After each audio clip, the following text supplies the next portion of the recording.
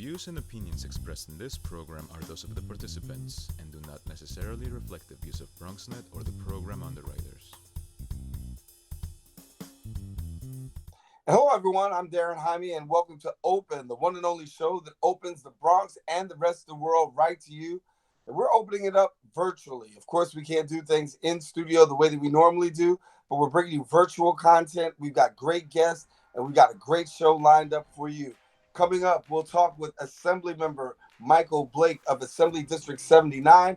He's going to discuss the coronavirus response plan and how he's providing food to people in his area during this pandemic. And then a little later on in the show, we're going to talk to New York Post Associate Editorial Page Editor Michael Benjamin about the United States response to COVID-19 and the Senate's emergency package. And then March is also Women's History Month, and we're going to learn a little bit about an organization and its mission to push for full political and social, as well as economic equality for women. And then, with schools now being closed, we'll learn how one charter school is transitioning to remote learning. More details a little bit later on in the show. Then also, we're going to meet an organization that's using soccer as a vehicle for social change and how they're adapting to the COVID-19 pandemic as they're no longer outdoors but forced to deal indoors. So stay tuned because all this and much more is heading your way. Right now, we're officially open.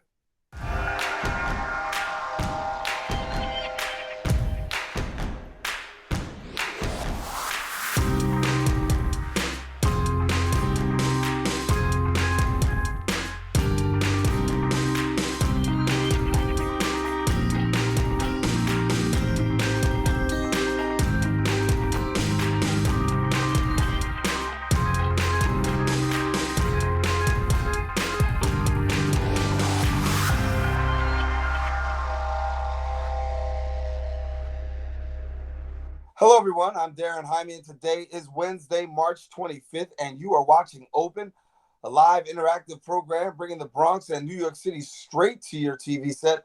We also want to welcome our viewers on Manhattan Neighborhood Network, as Open is also being broadcast live simultaneously on MNN's channel.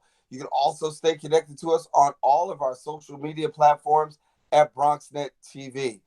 Well, a lot has certainly been going on with COVID-19 and the recent pandemic here in New York City.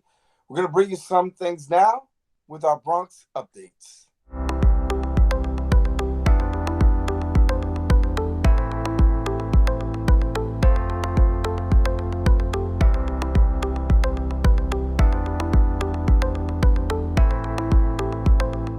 As the number of coronavirus cases continue to mount across New York City, Lehman College has transformed its parking lot into its first appointment-based drive-through coronavirus testing center here in our borough.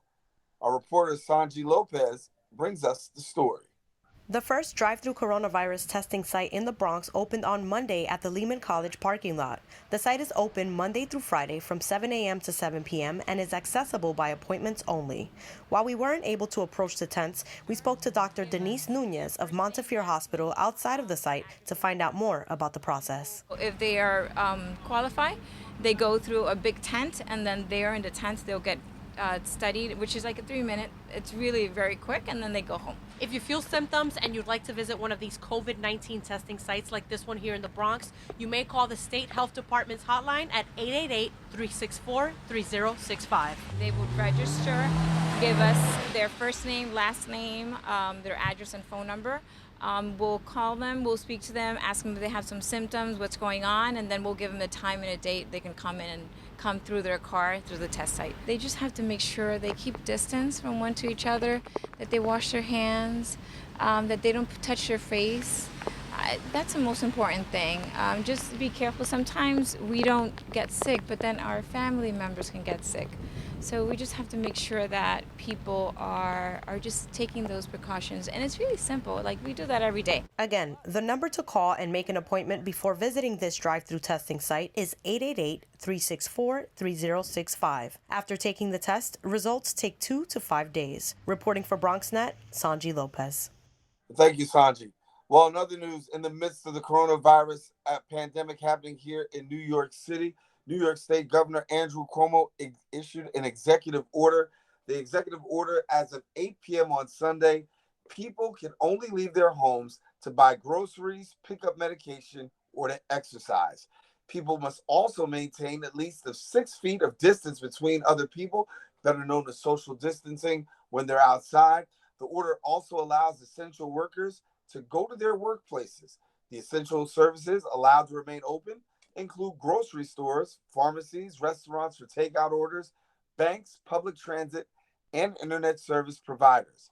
New York law officials will enforce the order with civil fines for businesses and citizens that are told to return home. In other news, the Jacob Javits Convention Center in Manhattan will soon become a temporary hospital set up to deal with new coronavirus patients. Governor Andrew Cuomo looked at 4 other temporary hospital sites, including Stony Brook, SUNY Westbury, and Westchester Convention Center, to be used as potential field hospitals. Governor Cuomo said 1,000 hospital beds could be set up in Javits, assuming the logistical work is done. Those sites will help the state to reach a goal of increasing hospital capacity by up to 75,000 beds. Meanwhile, right here in New York, the Trump administration is sending New York City 4,000 ventilators. The city received 2,000 of the machines yesterday and 2,000 more today, March 25th. City Council Speaker Corey Johnson tweeted, quote, "But we still need more from the federal government. New York will hold them to this, and we expect more ASAP to combat the outbreak," end quote. The announcement came after Governor Cuomo also warned New Yorkers the wave of the coronavirus cases expected to overwhelm the healthcare system was larger and also arriving sooner than initially predicted. Governor Cuomo is calling on President Trump to use the Defense Production Act to order factory owners to make more or risk the breathing machines not arriving in time to meet a soon-to-skyrocket demand. The ventilator shortage forced state health workers to split its 7,000 ventilators, adapting them to pump air into the lungs of 2 patients at the same time. The governor stated if we don't have the ventilator within 14 days, it does us no good.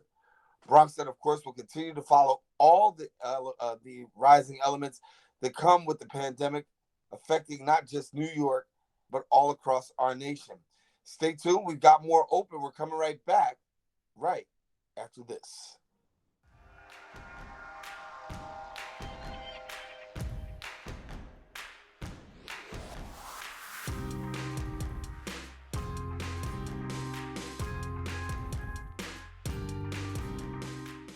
It's time to get serious about your future. At Bronx Community College, you can earn an Associate of Applied Science degree and become a medical laboratory technician in as little as 2 years. Earn an average salary of over $50,000 a year in one of the most rewarding careers in medicine. All you need is a high school diploma or equivalent to get started. Those who qualify can get tuition covered by grants and scholarships, so why wait? For program details, contact Bronx Community College today. We built a media network for you. BronxNet TV. Come learn in your new state-of-the-art studios at Lehman College. At Mercy College. And coming soon to the South Bronx in the Hub. Inspire with your stories, culture, history. Your Bronx on BronxNet. Engage with us. Connect with us at your channels and at BronxNet.tv. Learn, engage, inspire. BronxNet TV. From the Bronx to the world. BronxNet.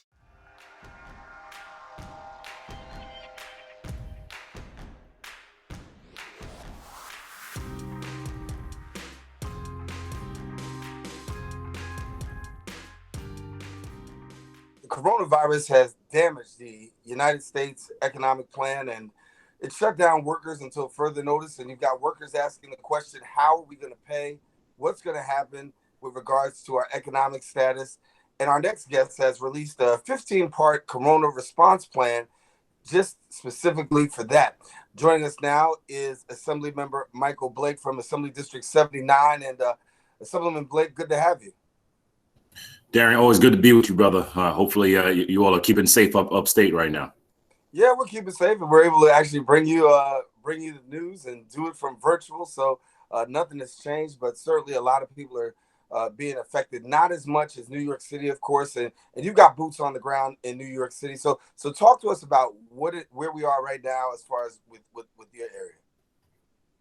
Well, first we want to make sure everybody stays as safe as possible and be mindful of all that's going on across the city, across the community, across the country. And we have to show love to the first responders, to the health professionals who are out on the front lines. Look, this is scary, concerning times for a lot of people. Is very different. Today being the first day of remote learning.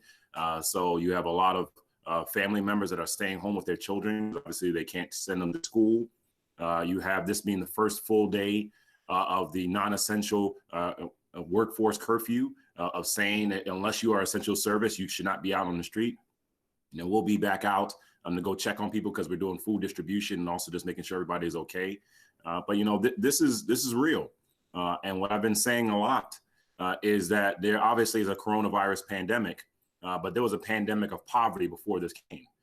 And so what we are seeing is the need for people to have food, the need for small businesses that need immediate economic relief, workers that are trying to figure out how they're going to pay their bills, because yes, you could suspend bills for down the line, but you still have to pay them at some point anyway. And so we're seeing it. And then, we've been able to collaborate with great groups. World Central Kitchen has been a blessing to us. We've surpassed now 50,000 meals with them, and which we'll talk about in a little bit. And then, we rolled out this economic plan because at the end of the day, we can't just focus on today. We have to help someone for today and tomorrow. And that's the reason the plan was very bold in terms of relief to businesses, relief to individuals, focusing on grants for nonprofits and finding ways to provide economic relief to everybody. So when we talk about the plan, talk about a little bit for, businesses. How would businesses be affected through your plan? Well, look, I think the first thing, what we're seeing with a lot of businesses is that, many people were on the margins, especially the restaurants. Daren, as out here in the Bronx, especially in the South Bronx, if you're by Yankee Stadium, if you're by Bruckner Boulevard, if you're by anywhere by 161st Street, we have a lot of small businesses. And what we have to be doing is being helpful to them and getting them economic relief, which they didn't have otherwise. And so a large part of our plan was saying, number one, what do we need to be doing immediately to collaborate with people like Michael Brady at the 3rd Avenue Business Improvement District, with our Dream Yard and so many others. Shout out to the team at Bistro and Bricks and Hops and Bronx Draft House, which were able to collaborate with them as well, to say we need to get grants as fast as possible to small businesses, small minority women-owned businesses, as well as making sure there's real relief on the back end, because you can't just say I'm going to get you a loan. If you don't have revenue, it doesn't matter because they're still afraid. And so we're preparing for a pretty significant announcement, what we're going to be doing with an entity that we've been doing work with over the years, the Bronx Community Foundation, to really demonstrate how we can provide relief immediately to people who need that relief. We did a initial collaboration last week. Andrew Yang's effort, Humanity Forward, was able to collaborate with the Collective Education Fund to provide some direct basic income through the neighborhood trust in the Bronx to be able to help families as well. And so, I'm being very clear about this focus. At the end of the day, yes, people need to be staying at home. Yes, people need to be safe. But people still are thinking about their everyday lives. And they're trying to figure out how they're going to pay their bills when that time emerges. And so our focus has been very heavily on that in terms of what's the next iteration around that. I put forth a proposal that I submitted to Governor Cuomo, to Speaker Hasty, to Mayor de Blasio, around some other concrete things we need to be thinking about that I'm asking for their consideration. For example, right now the city is only providing grants for businesses less than 5 employees. But that's not really going to be applicable to a lot of our businesses, especially if you're in a restaurant business. And so it's those kinds of things that we are very mindful of, we're thinking about, that we want people to understand that we're fighting for you and working for you to get you that help you need. Well, talk to us a little bit about, you talked about the governor, you talked about the mayor. The governor being out front just about every day, we can count on hearing a press briefing coming from the governor, knowing what the status is, him being very direct in some matters, and also at the same time being so much down to earth, which is kind of ease the calm. But talk a little bit about the governor's leadership, because it seems as though not only is he taking statewide leadership, a lot of people are taking the cues from the governor from a national perspective. Well, look, we have to commend what Governor Cuomo has been doing in demonstrating a very clear response on how to act and how to lead, and being very direct, lovingly direct, to show people what's happening. He's been very linear in the conversations. Yes, the number of confirmed cases are going to go up because we have more testing than other places are. But yes, 80% of people will be fine. However, we have to increase hospital capacity. We have to increase bed capacity. We have to find ways to help individuals. And the federal government and Trump and the Republicans have been, to say pathetic is an understatement, right? In how slow they've been moving. Why did they not move faster? Have they not moved faster on mass testing? Why is it taking so long to get funds agreed upon to get down to the ground? Why are they not putting more pressure on the Senate Republicans to say very clearly that it should be bailing out workers and people, not corporations? And so when you have that happening, you need governors and leadership on the ground to provide that response. And he has been very responsible, very clear, very engaged. And we've been able to collaborate with him as well as Mayor de Blasio pretty regularly and their teams. But now the reality, Daren, the people on the block, they could press briefing, but they want to know, what are you doing on the ground? Right. And the amount of people that I have interacted with from a distance, don't worry, keeping our social distancing, right? Doing a lot of elbows going on right now. Right. All right. Whether it be at Bronx River houses, whether it be collaborating with Danny Barber over at Andrew Jackson, whether it be the senior centers, Glebe residential complex where the supermarket had closed and they didn't know how they were going to get food over there, whether it be the Point. There are so many people that have been saying thank you. We didn't know what meal we were going to get. We were afraid to go outside, look, we just wanted some help. And so I'm combining the two to say it matters who are in elected offices. It matters who's in these positions because it's not just policy from the top, but it's the pragmatic on the ground. Right. And also give me a little bit of this perspective from the Democratic Party, right? Because you are vice president for the DNC as well. We know the debates were going on. Things seem to be moving full speed for former Vice President Joe Biden. How does this affect the momentum, if you will, of Joe Biden? How does this affect the momentum of the Democratic Party, given the fact where it seems as though things seem to be on a roll until Corona came around? Well, I think the way we're doing this interview is an indication of how things have changed forever for everybody, right? Because, for Vice President Biden, for Senator Sanders, and all of us, you can't do large rallies.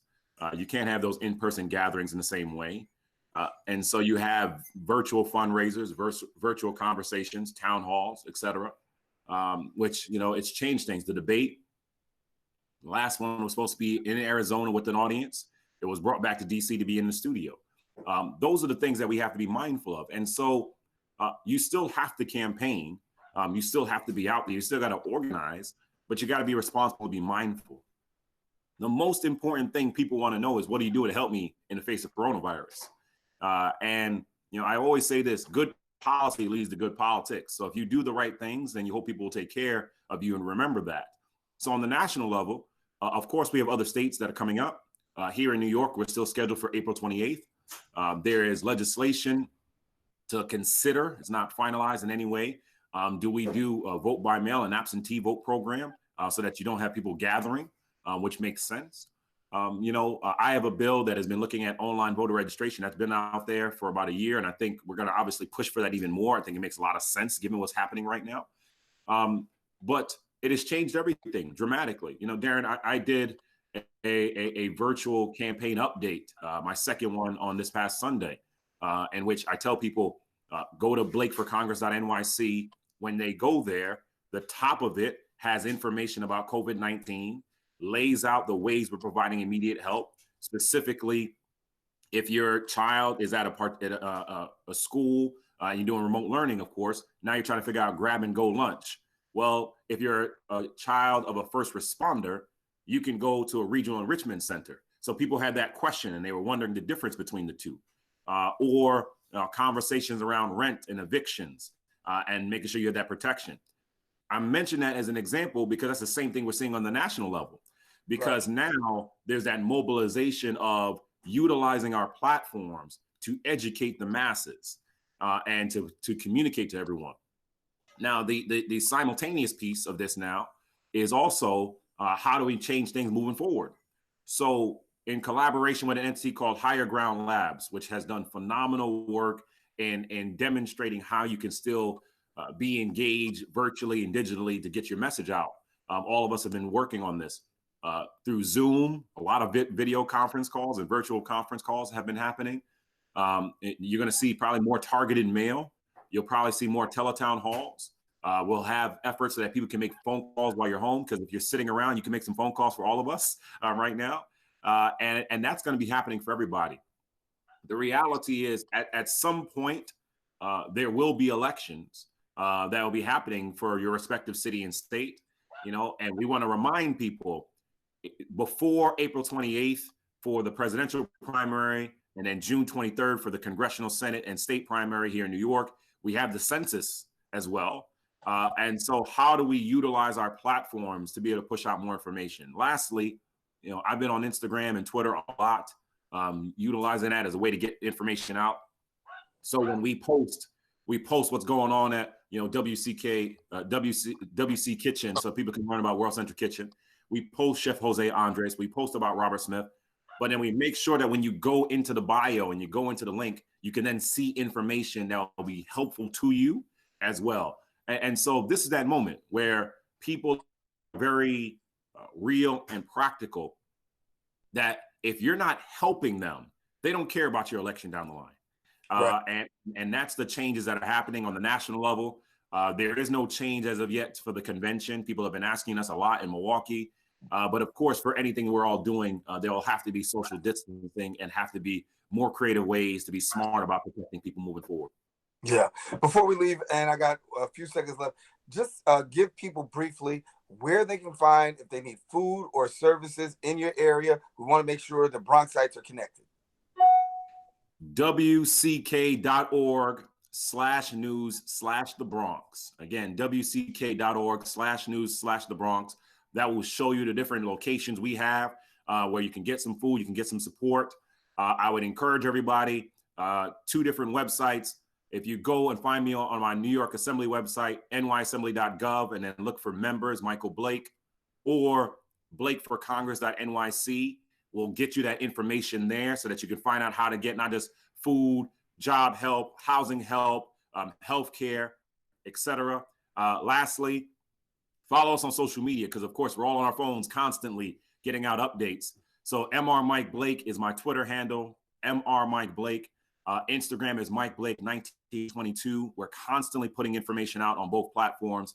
And last but not least, if you want immediate updates from the city, text the word COVID, COVID, to 692-692. Text COVID to 692-692, or text Blake to 66539. Text Blake to 66539. We're getting out information to people in real time about what's going on, so we can make sure you're informed. We're going to overcome this. That's why we got our mask. We'll be all ready to rock to give back to the people of the Bronx. We've endured a lot before, but we've overcame it before. We're going to do it again. Assemblymember Michael Blake from the 79th Assembly District, thank you so much for sharing with us here on Open as we continue to bring the Bronx more information as to what is going on, the resources available. Thank you very much, Assemblymember Blake. Good to talk to you, brother. All righty. And we want you to stay connected to us here on Open. We've got more show coming up right after this. Don't go anywhere. We'll come right back in a few.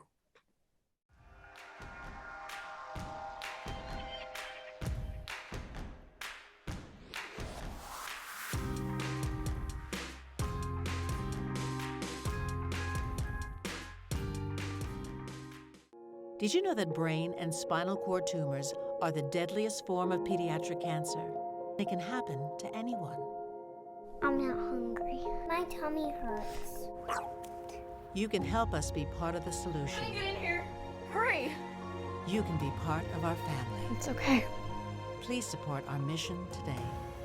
Making Headway Foundation, dedicated to the care, comfort, and cure of children with brain and spinal cord tumors.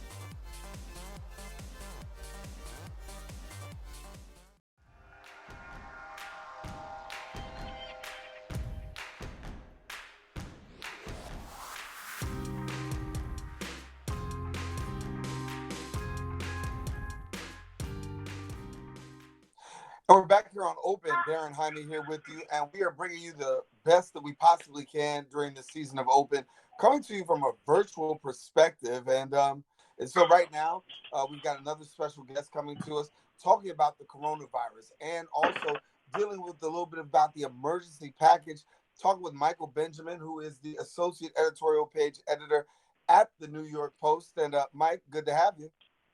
Good to be on, Daren. Doing something normal. That's helpful.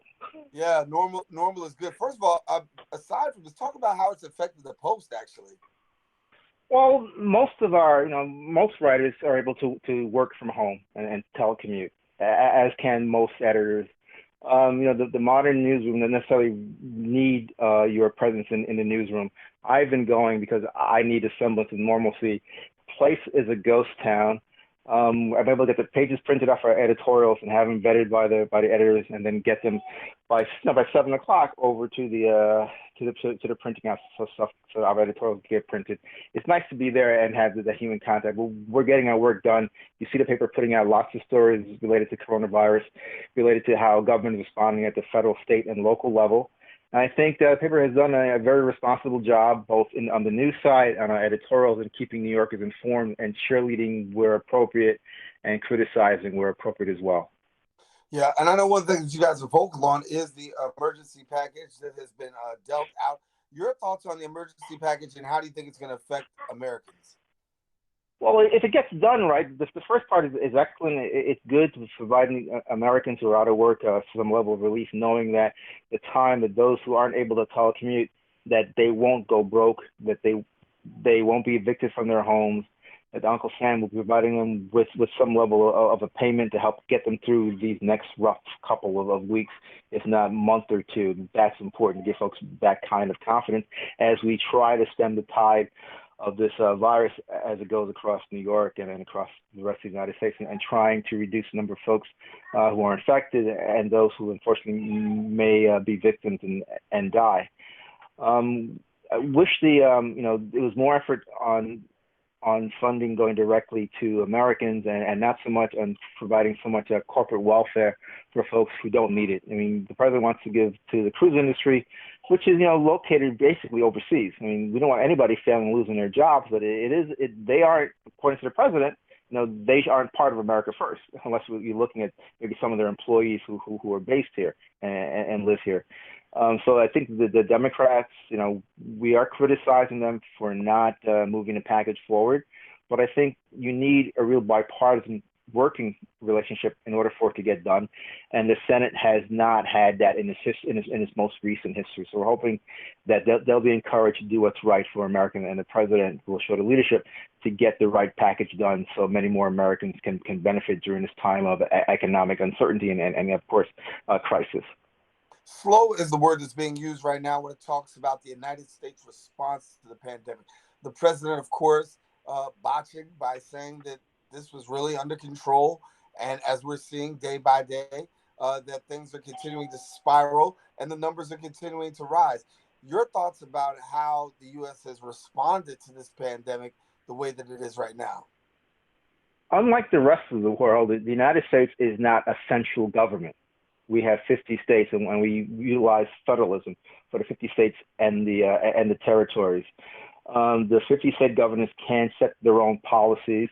I will say that the White House was slow in recognizing how bad the illness was, but they were fast in closing airspace, the borders to Chinese traveling into the United States as a way of trying to slow the spread of the virus here. But then it broke out in Europe and Italy and other parts of the world, and they had to eventually come to an agreement to close off flights, international flights as well, and to try to recall as many Americans from overseas as possible.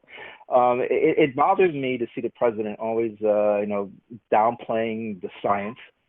Sometimes even contradicting what his own administration members have told the press, and then to see the CDC director having to, contradict the president and correct him.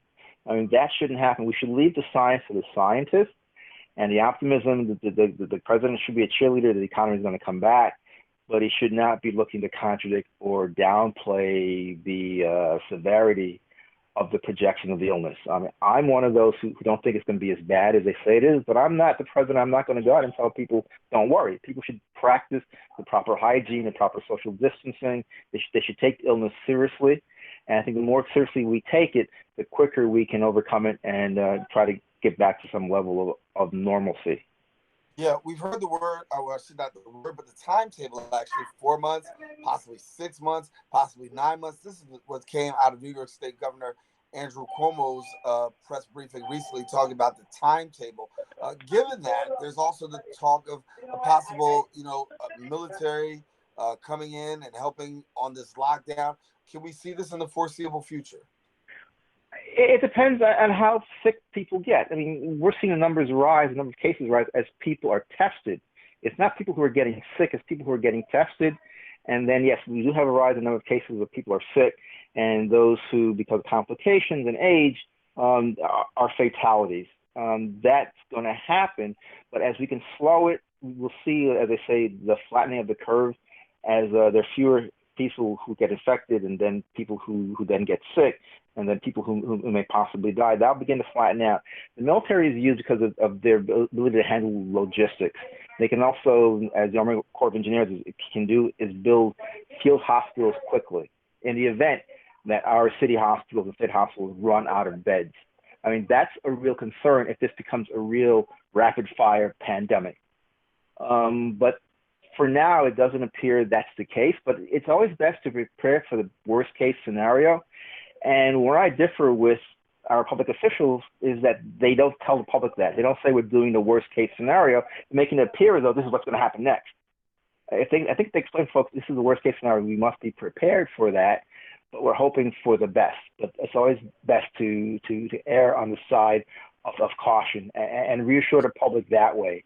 And I think that's what's been missing both on the federal level and often on the state and local level. And we've criticized Mayor de Blasio for acting like a Chicken Little, and then having to have the governor step in and to offer better leadership on the issue. The governor was right in bringing the National Guard. The president has been helpful in saying the federal government will fund the use of the National Guard in this emergency, and that's what they're for. It's sort of a natural disaster, and they responded during Hurricane Sandy. The National Guard responded after 9/11, helping New Yorkers to put our city back together again and helping the first responders. These are important things that are happening. We shouldn't also overlook the sacrifice that first responders, fire, police, public safety folks, health and hospital people, medical professionals are making in trying to help us stem the tide of this illness and to try to return us to some level of normalcy in the next, couple of weeks or months. It depends on how things go. Yeah, and before we get out of here, talk to us a little bit about the Bronx as a borough. Obviously, a lot of people infected and affected. Your thoughts on what you might expect to see here in our borough over the course of the next week or so? Well, the Bronx has health issues. We saw during the Legionnaire's disease outbreak in the South Bronx a couple of years ago, the people who contracted it and then died for it, people who were the most vulnerable and had compromised immune systems. So I'd imagine there may be some folks in the Bronx who will succumb to the illness, but then the great majority will overcome it and it looks like from what I can tell in my travels, that we are abiding by the strictures that the president and the governor and the mayor have said. Don't go to work if you can, and you're not part of the health profession that's needed, or bus and safety people. We're doing it. I mean, I know a lot of people on the street, and those who are on the street are keeping their distance. People aren't congregating in bars. The bars are closed. Businesses are cooperating. People are behaving themselves in supermarkets and other places where they're getting food. It's bothersome that in some places there are some shortages of whether it's toilet paper or it's cough medicine in some of our pharmacies. But by and large, I think that the Bronx is responding responsibly, and I think the Bronx's elected officials are doing well in helping to keep people calm and putting information out. I mean, I see emails from Vanessa Gibson, from Senator Alexandra Biaggi. Our Congress people are sending out regular mails, emails to people to keep them calm and provide proper information on how to stay safe during this pandemic. All right. Well, we got to leave it there.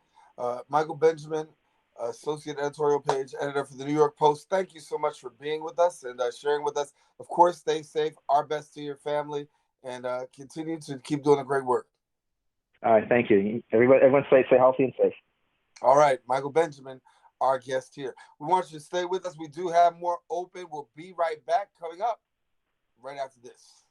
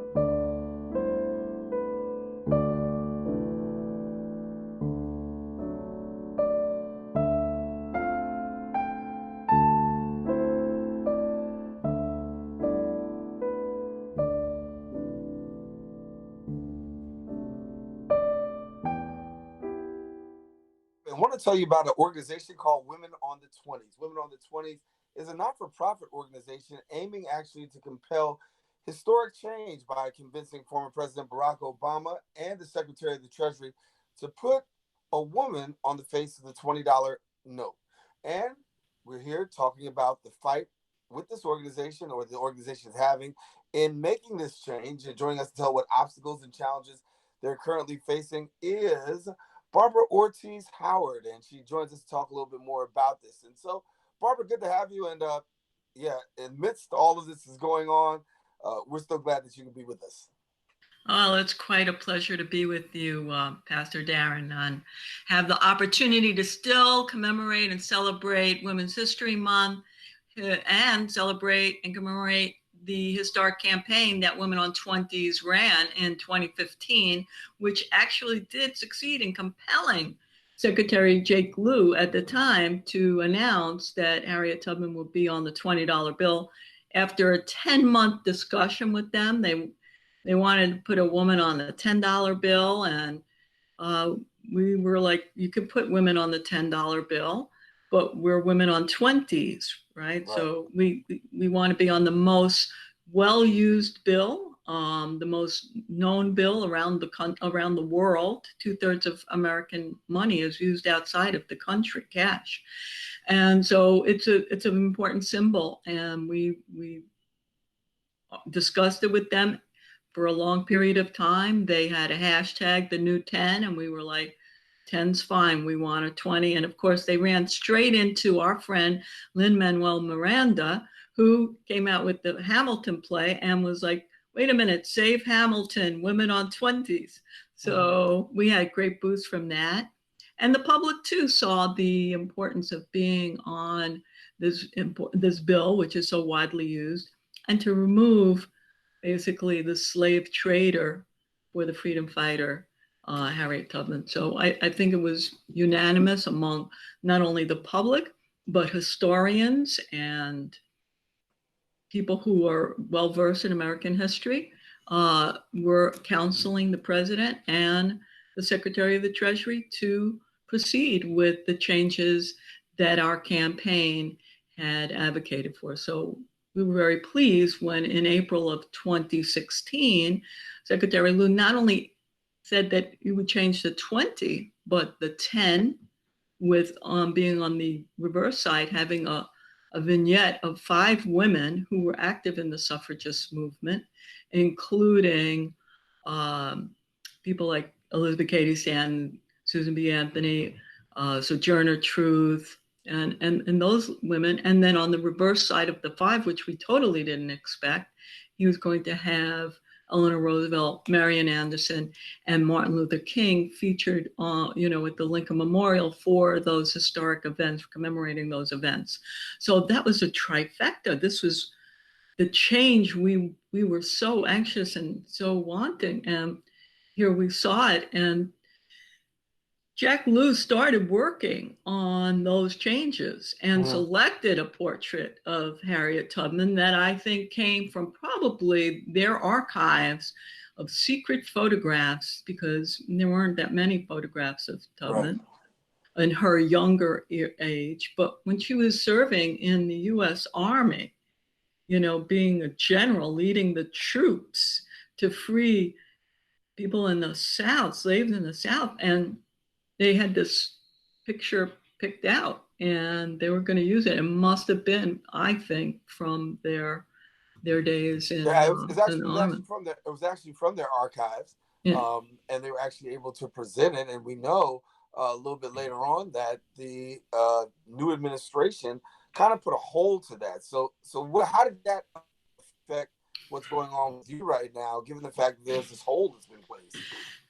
It was rather telegraphed the first week in the Oval Office when the new president hung a picture of Andrew Jackson in the Oval Office, what that message was intended to be. And, we weren't going to fool ourselves, but for us, it was still very important to continue to advocate for the change, to continue to celebrate everything about Harriet Tubman. Since the time of the announcement that she'd be on the 20, there's been a plethora of documentaries, artwork, movies, songs, plays, statues, artwork, murals popping up in all kinds of locations. I was driving in DC, I pulled up, there's a big mural in the middle, just popped up, a huge mural of Harriet Tubman, the beautiful mural at the Visitor Center in Cambridge, Maryland, that whole center opening up, the visitor center, the Tubman Visitor Center, telling the history of her life, and the beautiful mural there with her hand outreached to the people is just so inspiring, and it's inspired people. This change has brought hope to so many people, and the current administration in denial or whatever repression that they want to be in, but this is the will of the people, and it will prevail. We believe that. Before we go, talk a little bit about your fight. How does the fight continue, given the fact of coronavirus affecting everybody? How are you able to keep the fight going, and what do you want people to know? Well, before this was the crisis that it was, we had the concept to have just point out that around the world there are so many women on their currency, on other countries' currency, and so we thought that, and there's so many countries, we don't even have a month long enough to showcase everyone, but every day we've been issuing the daily dose of dough. And it's kind of been a great exercise because it tells inspiring stories of women who were critical in the achievement of their country's independence from colonial powers, whether it was in Indonesia or Kazakhstan or in Malawi. These women rose to the front and they organized the other women in the country to have freedom, because women are freedom fighters. And these other countries have recognized these women, and women also were recognized for their achievements in great things in the literature or music, and whether that was to write about in the Ukraine, a woman, Leslie Petrovic, she wrote about the imperialism of Russia, and the other countries, where women have been at the forefront of the suffrage movement. New Zealand, 1893, women gained suffrage, and, long before England or the United States. We always think of ourselves as being the center of the universe, when so many other countries are far more advanced and progressive in thinking than we are. So that's why we proceeded with that. And if you want to think about something other than the coronavirus, you can check out the daily dose of dough, and just look at these women. There are movies. There's a movie about a woman, Kermanjin Datka, who lived to the age of 96. She ruled this whole territory between Russia and China, and she led her people in the most courageous way.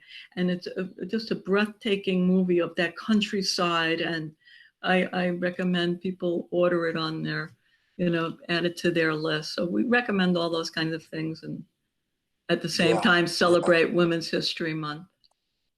Well, we are celebrating Women's History Month. Barbara Ortiz-Howard from Women on 20s, thank you so much for joining us and being with us here on Open. Certainly, if you want to find out more information about Women on 20s, you can go to their website, womenon20s.org. And we encourage you to stay with us. We've got more Open coming up.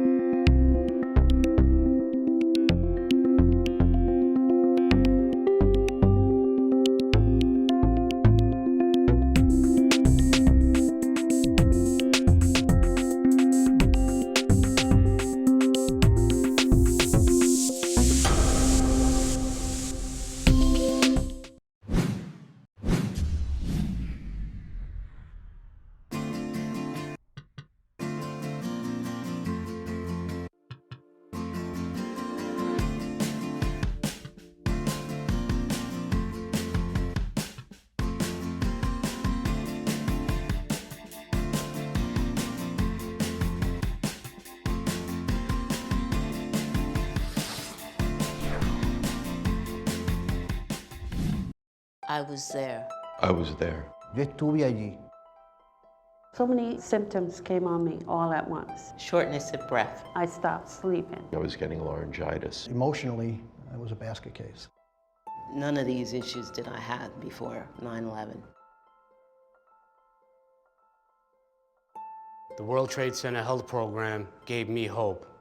You don't have medical insurance, that should not be a problem because the fundings are already there. The doctor told me when I spoke with her, she says I could fill a room with people that sound just like you.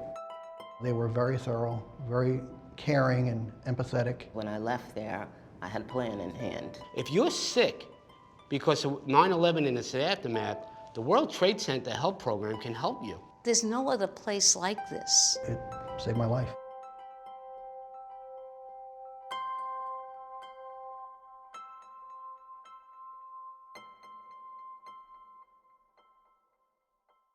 The remote learning programs across New York City have officially gotten their start. New York City has begun their distance learning. And the question is, how is this going to affect, given the fact that distance learning is taking place and students are now not learning in the classroom, but learning remotely and learning from home.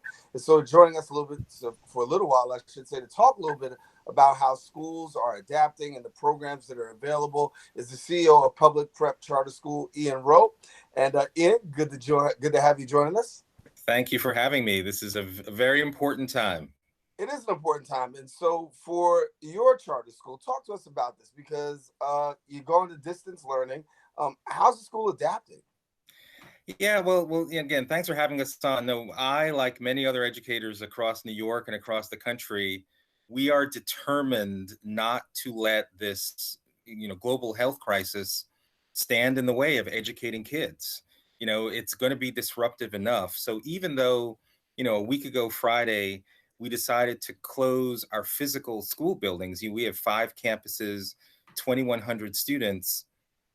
We said we're going to close the school building, but teaching and learning is still going to happen. So right now, 2,100 kids across the Bronx and New York are still learning. I mean, literally right at this very moment, we've got kids watching their teachers who've, pre-recorded lessons in math and science and literacy, teaching kids and their assignments that they are required to do. We're saying that those assignments, our teacher is going to be checking them. But we have just we still are determined to keep our kids on a path to college completion. The key right now is a lot of communication with parents and families who are now working with their kids at home. Everyone's a homeschooler right now. But I think what we're signaling to our families, we are still 100% invested in the learning for our kids, and we just can't miss a beat. Not only just with your parents, because some, admittedly are not as technologically savvy as others. And then also for kids, adaptive learning via online is definitely going to be a new mode. And some have, modes of learning. And this may be very, very complicated for some kids. It's extremely complicated. It's hard. This is the first time we're doing it. So we're actually asking our parents and our kids to, be patient as we all learn a whole new way of learning. That said, we're very confident, our families are going to do great. Before, when this crisis was emerging, we did surveys of our families just to get a sense of who had technology in the home or not, which households have devices, whether it be cell phones, iPads. For those homes that don't have a device, we've actually delivered Chromebooks. So we've tried to make things, even literally Wi-Fi connection. There are organizers like Comcast who are providing free Wi-Fi and hotspots. So we're first and foremost, we're trying to ensure every single family has connectivity and a device for which they can learn. But you're right, there's a big difference between, we have kids in pre-K all the way through 8th grade.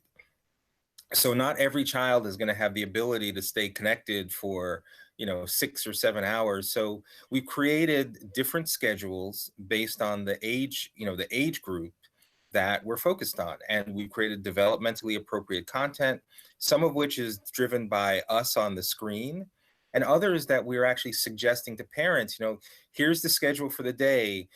There's PE time where now it's, have a dance party at home.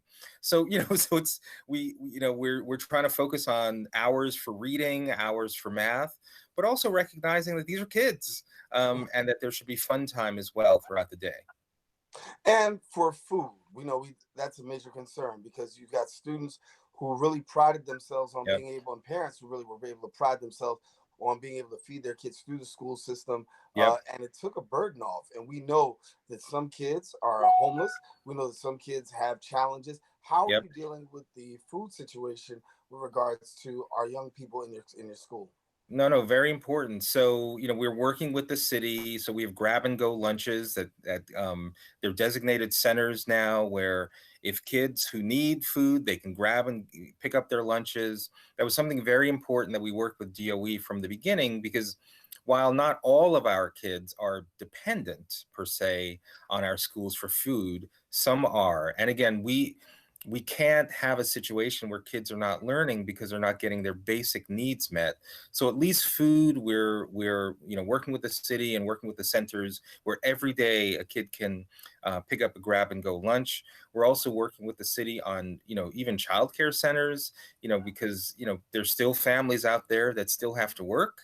And, and so what are they going to do with their kids? And so, again, we are working with the city to try and ensure whatever barrier there is, whether it be food, childcare, connectivity, we want to wipe all of those out so we can get to the point where kids are learning from their teachers who are still putting together assignments every single day to keep our kids really engaged in learning. And before we get out of here, talk to us a little bit about the regional educational centers and their importance during this time. What do you say, the regional education centers? Yeah. Well, I mean, I don't know if you're talking about the New York City regional center. So we as a charter school, we've definitely connected with some of our peer schools, both district and charter schools, and we're sharing learning. We had a big conference call last week with a number of CEOs who are sharing, well, here's what we're doing for our distance learning. Here's the schedules we've set up. Here's the technology that we're using. So we're not as dependent on the regional centers as we are of sharing a lot of information with, really powerful, strong K-8 networks like us, who are all grappling together for how to engage kids in a whole new way. Biggest challenge for you before we leave? Talk to us about what is the biggest challenge that you're facing in this moment. I mean, obviously, you're a little bit more advanced in terms of dealing with certain things, but still have your own set of challenges. Yeah, I mean, at the end of the day, this is a whole new way of learning. There's an underlying and just anxiety. Families are worried, not only about their kids' education, but their jobs. This is a very unstable time. And school is generally the one institution that our kids and families can rely upon to be a safe haven, to be invested in the future of their kids. We still want to be that. So in some way, our challenge is just letting our parents know that we are still there with you. We are there with your kids. We are still thinking about the future, even though we're in the midst of this crazy time. And that future means your child is on a path to college completion. We're doing everything in our power. And let's not let fear get in the way, that we are still invested in the future of your child, and we're doing everything to make it happen. So a better day is going to come, and we want to make sure your child is prepared for it. All right, Ian Rowe, CEO of Public Prep Charter Schools. Thank you so much for joining us here on Open, and continue the great work we're doing. I know you're doing. It's a definite challenge for a lot of us, but and we're adapting and we're making it work. But thank you for letting Bronxites know exactly what's happening. Thank you. And onward. Let's all focus on the fact that there will be a better day. There will be. Ian Rowe, our guest here on Open. We want you to stay with us. We do have more show coming up right after this. Open will return in a minute.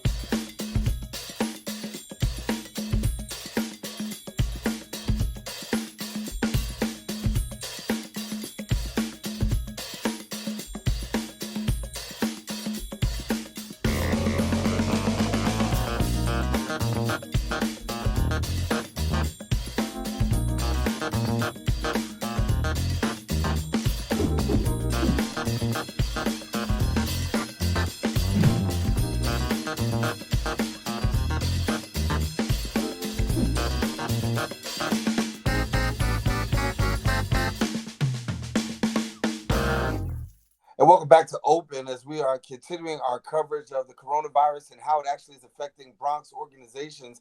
Our next guest is helping us to understand a little bit in regards to sports. South Bronx United has been doing some great work with young people, soccer, the whole 9 yards. But as an organization, they're challenged because, of course, physical fitness, soccer is an outdoor event, and everybody knows what our job is today: stay home, stay indoors.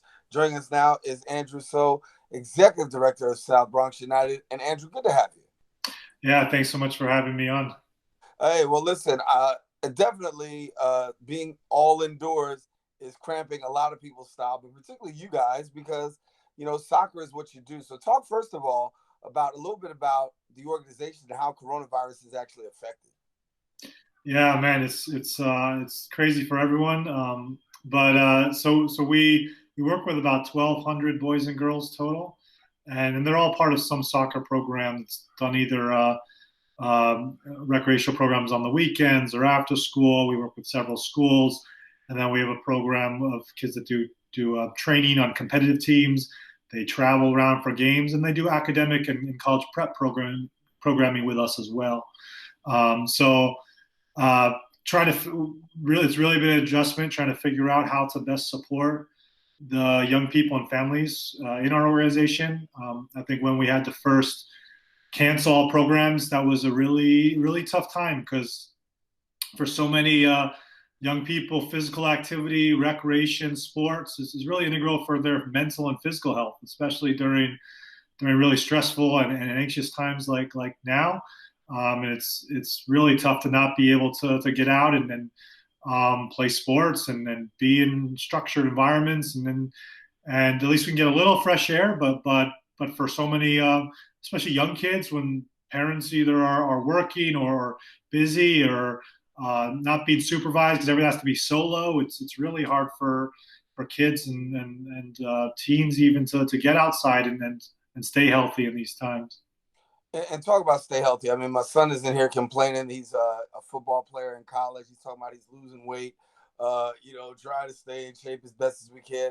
No, we didn't buy the workout bench beforehand, but there is some in-home fitness that I guess that people can do. Talk about how you're encouraging your student athletes to really go about this. Yeah, so two things. As part of our recreational program, which was supposed to have our spring kickoff this past Saturday, and now we don't even know if there'll be a spring season, but we have our program coordinator and coaches is sending around weekly individual training sessions, encouraging kids as young as age 4, that's the age they start in our program, for parents to work with them all the way up through teens up to age 19. We've been sending lesson plans to them with activities that they can do from ball work and things called toe taps, where they're tapping the ball with their feet, things that they can do in small spaces, or if they get a chance to get outdoors solo for some time, kicking against a wall, things like that. So we've been sending plans with videos attached so they can see examples, and then even just sending some fun videos for them to continue to gain appreciation, the World Cup video and Champions League games, highlights, and things like that. So to keep kids excited about sports. But we've been trying to send those types of lesson plans. And then in our we have our SBU Academy program, and that's kids that are on part of teams. They have a coach mentor that they're usually in touch with almost on a daily basis. They're with us 6 to 12 hours a week regularly. So for them, it's been a lot about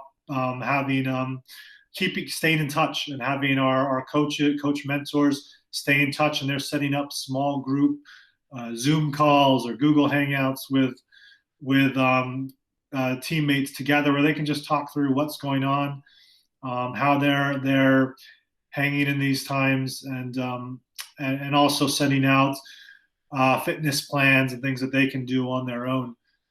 So it's a combination of trying to still maintain some type of one-on-one or groups social contact, because we know that's so important, especially for kids and teens, to still be able to be in touch with their support network, and then also provide them with some guidance and on things that they can do to stay in shape, stay healthy, maintain their skills on the ball and things like that. Yeah. I want to talk a little bit about the mental and the physical health, because obviously we talked a little bit about the physical health and the mental health.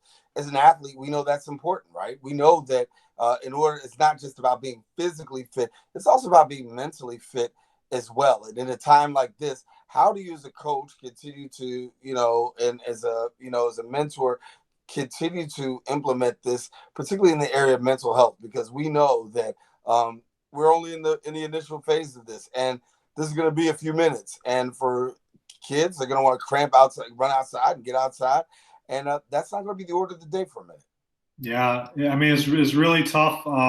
It depends on everyone's personality, but for a lot of kids, it's going to be a really tough for a few months, perhaps. And what they really need is someone that they trust, someone to talk to often, and someone to chat through the different challenges they're having. So for a coach, I think the best thing, even a coach, teacher, whoever, the best thing to do is really stay in touch with the young people that have trust in you and that you're close with and have a relationship with, and have set up those phone calls and check-ins and do these face-to-face so you can see how each other are looking, and I think that's the most important to know, for young people to know that there's someone that they can talk to, that if there's something going on, that they have someone to share it with. And frequently that, for a lot of kids, it's better that that's not their parent. They need, I'm sure with your own son and me with my kids, sometimes they need someone else to talk to. So, and it's hard when you're not going into school every day, you don't have that. So, right. So finding a way to maintain that contact, audio and visuals, I think is really important. One thing, so we're encouraging all our coach mentors to do that. They're doing that on a weekly basis. And then we have a staff at our program. We have a social worker and a mental health counselor on staff, and they've set up office hours for the young people and the families that are part of our program, where they can just call in and just chat for some time and talk through whatever's going on. In addition to, we're trying to set up individual tutoring hours too for the academic side of our program, so kids can still get the help that they need on the academic side. Well, great. Well, we want to thank you for continuing to keep the work going, even in spite of.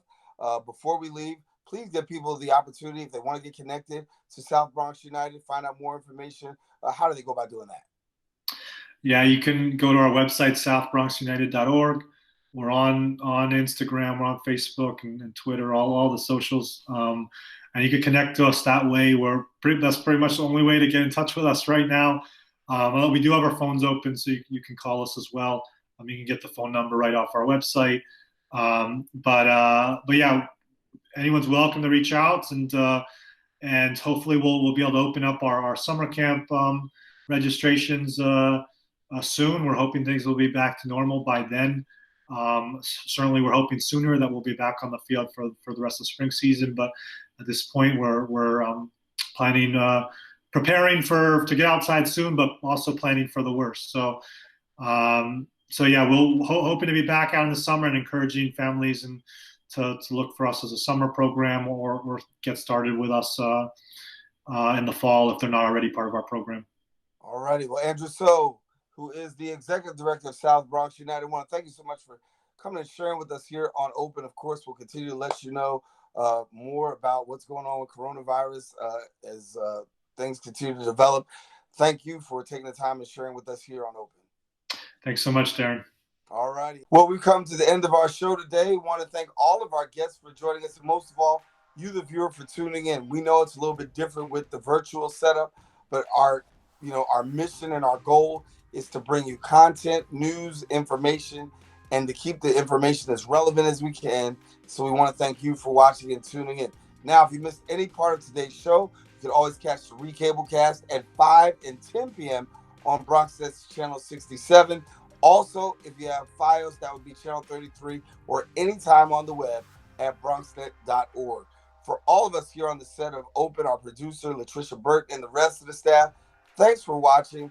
Thanks for sharing. Keep this channel wide open as we continue to bring you news, information, and the things that are relevant to you, even in the midst of coronavirus. Daren Jaime saying take care and God bless.